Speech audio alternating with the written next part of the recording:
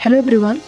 I hope आप सभी लोग अच्छे होंगे। आपकी स्टडी भी अच्छी चल रही होगी। स्वागत है आपका आपके अपने YouTube channel new education wire पर। आज की क्लास में हम प्रैक्टिस करेंगे भारतीय राष्ट्रीय आंदोलन, उपनिवेशवाद एवं राष्ट्रवाद के युग से संबंधित इम्पोर्टेंट क्वेश्चन के। ये इम्पोर्टेंट किसके लिए है प्रैक्टिस सेट? एलटीग्रेट एग्जाम जो आपका कॉमन पेपर होता है और आपका सब्जेक्ट भी हिस्ट्री है, तो तब भी आप यहाँ से प्रैक्टिस कर सकते हैं। प्लस जीआईसी प्रवक्ता और भी कई कॉम्पिटेटिव एग्जाम जैसे यूपी पीसीएस का प्रीलिम्स होगा, आपका हिस्ट्री का रिवीजन हो जाएगा।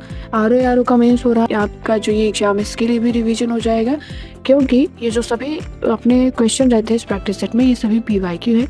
और ये आज अपना प्रैक्टिस सेट नंबर 6 है। आप लोग अपने पेन और कॉपी को लेकर रेडी हो जाइए। और अब हम चलते हैं अपने क्वेश्चन नंबर 1 पर। क्वेश्चन नंबर 1 है, दक्षिण अफ्रीका में रहने की अवधि में महात्मा गांधी ने निम्न में से जिस पत्रिका का प्रकाशन किया उसका नाम क्या था? ऑप्शन दिए गए हैं इंडिया गजट, नवजीवन, अफ्रीकन या फिर इंडियन ओपिनियन। आप लोग बताइए राइट आंसर इसमें क्या होगा। टाइमर आपको दे दिया गया है। Time up. इस क्वेश्चन का राइट आंसर है option number D, Indian opinion. और ये पत्रिका कब प्रकाशित हुई थी? 1903 ईस्वी में। इंडिया गजट इसे 1780 में मेंसिक और पीटर रीड द्वारा प्रकाशित किया गया। और ये नवजीवन जो है इसे महात्मा गांधी जी ने गुजराती और हिंदी भाषा में जो है प्रकाशित किया। कब? 1919 ईस्वी में। ठीक है।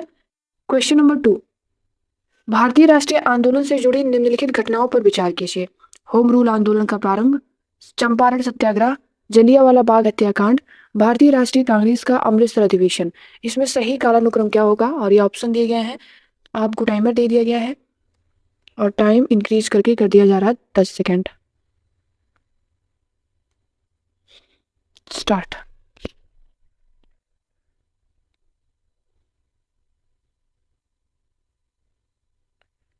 Time up.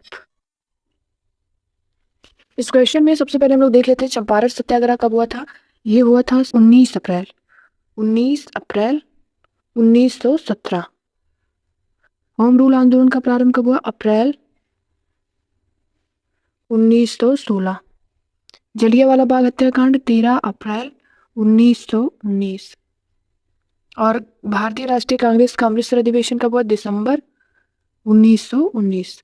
तो इस प्रकार से अपना राइट आंसर हो जाएगा ऑप्शन नंबर ए, 1 2 3 4। ठीक। क्वेश्चन नंबर 3, चंपारण में तिनकठिया प्रथा का तात्पर्य क्या था? 3/19 भूभाग पर नील की खेती करना, या फिर 3/20 भूभाग पर नील की खेती करना, या 3/18 भूभाग पर नील की खेती करना, है उपयुक्त में से कोई नहीं।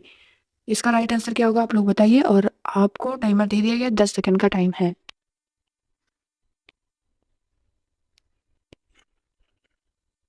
Time up. इस क्वेश्चन का राइट आंसर है ऑप्शन नंबर बी, 3/20 भूभाग पर नील की खेती करना। क्वेश्चन नंबर 4, जलियांवाला बाग हत्याकांड के विरोध में किसने ब्रिटिश सरकार की नाइटहुड की उपाधि लौटा दी थी? शंकर नायर, रविन्द्रनाथ टैगोर, रामेश्वर सिंह या फिर मोहम्मद अली जिन्ना ने। और आपको टाइमर दे दिया गया है। स्टार्ट। बताइए।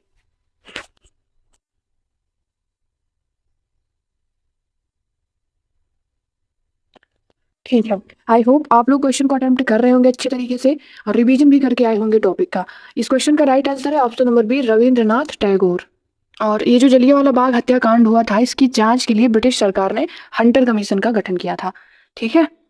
क्वेश्चन नंबर 5 है, महात्मा गांधी द्वारा संचालित आंदोलनों का सही काल चक्र क्या है?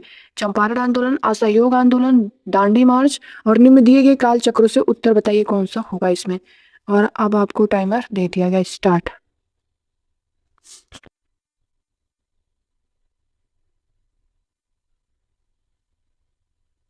Time up. इसको अभी हम लोग पढ़कर आ रहे हैं कि चंपारण आंदोलन कब हुआ। ये हुआ 19 अप्रैल 1917 ईस्वी में। और असहयोग आंदोलन 1 अगस्त 1920 में।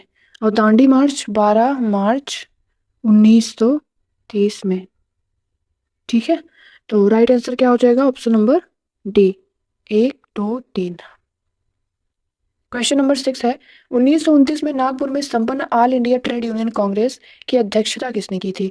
आचार्य नरेंद्र देव, जवाहरलाल नेहरू, या फिर सुभाष चंद्र बोस, या फिर यूसुफ मेहर अली। स्टार्ट।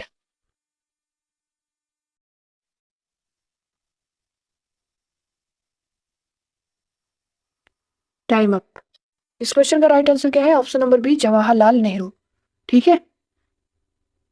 7 नंबर है, निम्नलिखित में से किस आंदोलन में हिंदू मुस्लिम एकता का वास्तविक रूप प्रतिबिंबित हुआ? भारत छोड़ो आंदोलन, खिलाफत आंदोलन, स्वदेशी आंदोलन या फिर सविनय अवज्ञा आंदोलन? और टाइमर आपको दे दिया गया है, 10 सेकंड का टाइम है।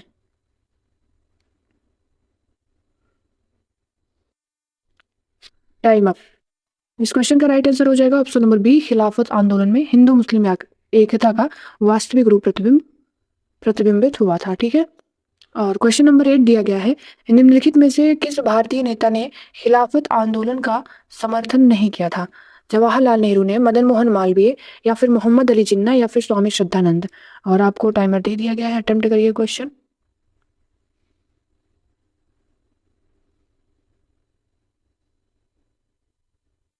Time up.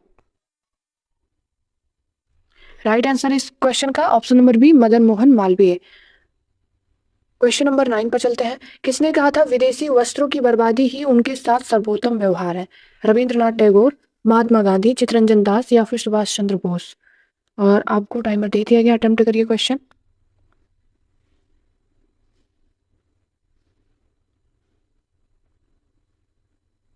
Time up.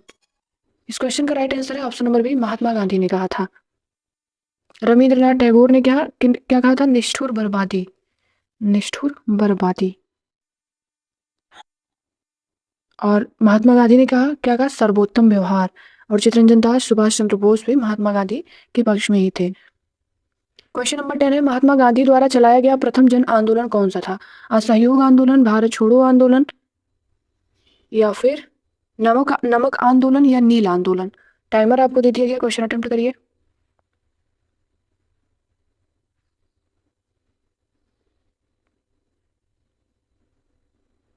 Timer. इस क्वेश्चन का राइट आंसर है ऑप्शन नंबर ए, असहयोग आंदोलन। और ये आंदोलन वापस कब ले लिए थे महात्मा गांधी जी ने? चौरी चौरा कांड होने के कारण। कब हुआ था चौरी चौरी कांड? 12 फरवरी 1922 ईस्वी को। क्वेश्चन नंबर 11 है, निम्न में से कौन सा कारण असहयोग आंदोलन को प्रारंभ करने का कारण नहीं था? खिलाफत का प्रश्न, नमक कानून, पंजाब में अत्याचार या फिर रॉलेट एक्ट? स्टार्ट।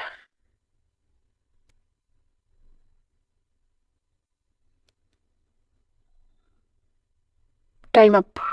इस क्वेश्चन का राइट आंसर क्या है? ऑप्शन नंबर बी, ये नहीं था, नमक कानून नहीं था, बाकी खिलाफत का प्रश्न, पंजाब में अत्याचार, मार्शल एक्ट और फिर ये रॉलेट एक्ट, ये सभी सही है। क्वेश्चन नंबर 12 है, भारत में साइमन कमीशन के बहिष्कार का मुख्य कारण क्या था? इंपॉर्टेंट क्वेश्चन है, सभी एग्जाम में ये क्वेश्चन जरूर आता है।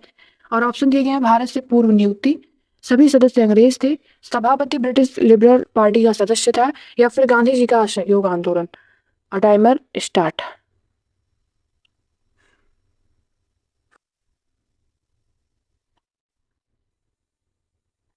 Time up.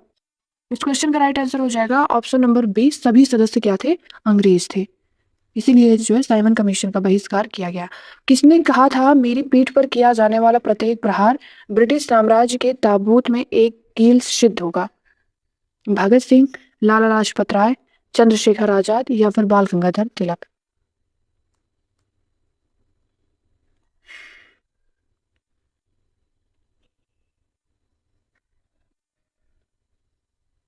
Time up.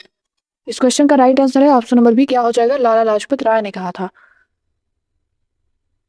14 number है, निम्न घटनाओं को कालक्रमानुसार व्यवस्थित कीजिए। दांडी मार्च, पूना समझौता, सांप्रदायिक घोषणा, गांधी रिबन समझौता? और ये ऑप्शन दिए गए हैं। टाइमर आपको दे दिया गया, स्टार्ट।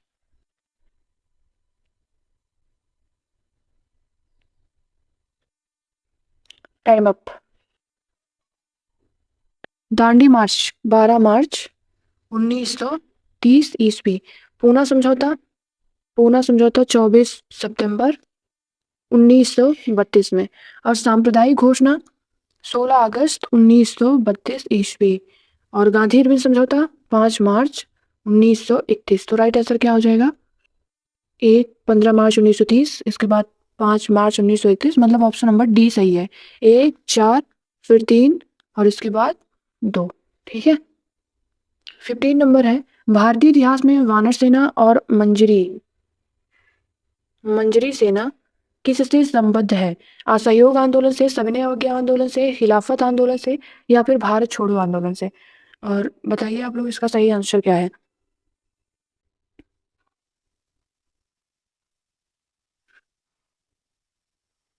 Time up. इस क्वेश्चन का राइट आंसर है ऑप्शन नंबर बी, सविनय अवज्ञा आंदोलन 1930 में। और ये जो बानर सेना है ये बच्चों से संबंधित था, बच्चों की सेना। और फिर ये मंजरी सेना ये बालिकाओं की। ठीक है। आई होप आप सभी लोगों ने सभी 15 क्वेश्चन को अच्छी तरीके से अटेम्प्ट किया होगा। और आपके क्या स्कोर है कमेंट बॉक्स में ज़रूर बताइए। पीडीएफ के लिए टेलीग्राम को ज्वाइन कर लीजिए, यहाँ पर आपको पीडीएफ दे दी जाती है जिससे कि आप अपनी प्रैक्टिस अच्छे तरीके से कर सकें। और 1 से 2 बार रिवीजन करना है तो आप रिवीजन भी कर लीजिए। और चैनल को आप लोग सब्सक्राइब कर लीजिए। और वीडियो अच्छी लगी हो तो उसे लाइक भी करिए, अपने दोस्तों तक वीडियो को शेयर भी करिए जो भी इस एग्जाम की तैयारी कर रहे हैं। और कल का अपना टॉपिक रहेगा यूरोपियों का आगमन एवं ब्रिटिश शक्ति का सुदृढ़ीकरण हो गया, कंपनी शासन के विरुद्ध बढ़ता विद्रोह ये भी हो गया, सुधार आंदोलन भी हम लोग कंप्लीट कर लिए, स्वतंत्रता संघर्ष का प्रारंभ, भारतीय राष्ट्रीय आंदोलन, उपनिवेशवाद एवं राष्ट्रवाद के युग का शुभारंभ ये भी आज कंप्लीट हो गया। 1-2 क्वेश्चन और है, इसको कल की क्लास में हम लोग कर लेंगे। बाकी कल अपना टॉपिक यही रहेगा स्वतंत्रता एवं विभाजन की ओर 1939 से 1947 तक। और इसमें आपको पढ़ना क्या है एक बार उसे देख लेते हैं। द्वितीय द्वितीय विश्व युद्ध एवं राष्ट्रवादी प्रक्रिया, भारत छोड़ो आंदोलन, आजाद हिंद फौज, पाकिस्तान की मांग, युद्धोपरांत राष्ट्रीय परिदृश्य क्या था और स्वतंत्रता एवं विभाजन। ठीक है, तो इन सभी टॉपिक को आप लोग अच्छे से कंप्लीट करके आइएगा। कल की क्लास में मिलते हैं हम इंपॉर्टेंट 15 क्वेश्चन के साथ। Thank you so much. जय हिंद।